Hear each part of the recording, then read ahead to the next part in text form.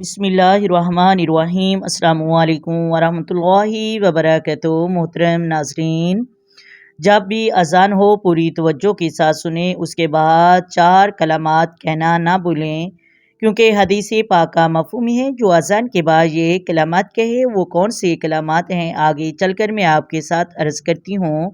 جو شخص اذان کے بعد یہ 4 کلمات کہے اور اس شخص کے گناہ بخش دیے جائیں گے، اور بہت ہی آسان کلمات ہیں۔ 100 میں سے 70% لوگ ایسے ہیں جنہیں یہ کلمات یاد ہوں گے، لیکن انہیں معلوم ہی نہیں کہ اذان کے بعد ان کلمات کو پڑھنے کی کیا فضیلت ہے۔ مسلم شریف کی روایت ہے کہ حضرت عمر رضی اللہ تعالی عنہ فرماتے ہیں کہ جو شخص رسول اللہ صلی اللہ علیہ وسلم نے فرمایا جب مؤذن کہے کہ اللہ اکبر اور تم میں سے کوئی کہے کہ اللہ اکبر یعنی مؤذن کی اذان کا جواب دے، اور پھر مؤذن کہے کہ اشہد اللہ الہ الا اللہ، پھر یہ بھی کہے کہ اشہد اللہ الہ الا اللہ، اور پھر جب مؤذن کہے کہ اشہد ان محمد رسول اللہ، تو جو شخص اس کے جواب میں اشہد ان محمد رسول اللہ کہے تو پوری اذان کا جواب دے۔ پھر جب کہے کہ حیا علی الصلاۃ، تو اس وقت کہے کہ لا حول ولا قوۃ الا باللہ العلی العظیم۔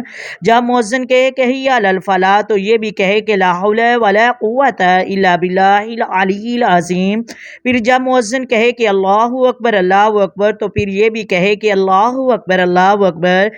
پھر جب مؤذن کہے کہ لا الہ الا اللہ، تو یہ بھی ساتھ کہے کہ لا الہ الا اللہ محمد رسول اللہ۔ صادق دل سے کہے تو وہ شخص جنت میں جائے گا، اور مؤذن کی اذان کا جواب دے اس طریقے سے۔ اور ایک روایت میں ہے کہ حضرت جابر رضی اللہ تعالی عنہ فرماتے ہیں کہ رسول اللہ صلی اللہ علیہ وآلہ وسلم نے ارشاد فرمایا کہ جو اذان سنتے وقت یہ کہے کہ اذان مکمل کرنے کے بعد اذان کا جواب دے اور اذان کی دعا پڑھے، تو فرمایا کہ رسول اللہ صلی اللہ علیہ وآلہ وسلم نے ارشاد فرمایا کہ اس کے لیے قیامت کے دن میری شفاعت واجب ہو جائے گی، وہ جنت میں داخل ہوگا۔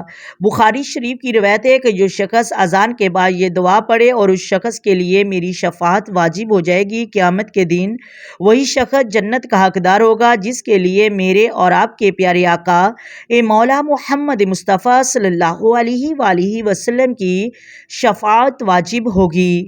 حضرت سعد بن ابی وقاص رضی اللہ تعالی عنہ فرماتے ہیں کہ رسول اللہ صلی اللہ علیہ وآلہ وسلم نے فرمایا جو مؤذن کو سن کر کہہ لے کہ اشہد اللہ الہ الا اللہ وحدہ لا شریک لہ واشہد ان محمدًا عبدہ ورسولہ، تو فرمایا اس شخص کے گناہ بخش دیے جائیں گے چاہے وہ سمندر کی جھاگ کے برابر ہی کیوں نہ ہوں۔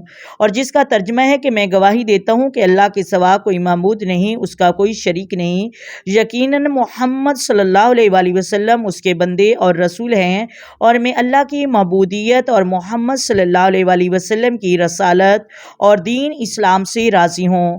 فرمایا اس شخص کے گناہ معاف کر دیے جائیں گے۔ کتنی بڑی فضیلت ہے۔ امید کرتی ہوں آپ کو ویڈیو کی سمجھ آ گئی ہوگی۔ اگر ویڈیو اچھی لگے ویڈیو کو لائک کر دیں، شیئر کر دیں، پلیز چینل کو سبسکرائب کر دیں۔ آئیں مل کر آقا دو عالم نور مجسم سرور کائنات صلی اللہ علیہ وآلہ وسلم کی ذات پر درود و سلام کے نذرانے پیش کریں۔ الصلاۃ والسلام علیک یا سیدی یا رسول اللہ، الصلاۃ والسلام علیک یا سیدی یا حبیب اللہ، الصلاۃ والسلام علیک یا سیدی یا نبی اللہ وعلی آلک وصحابک یا سیدی یا محمد رسول اللہ۔ محترم ناظرین، اپنی دعاؤں میں یاد رکھیے گا۔ اللہ حافظ جی۔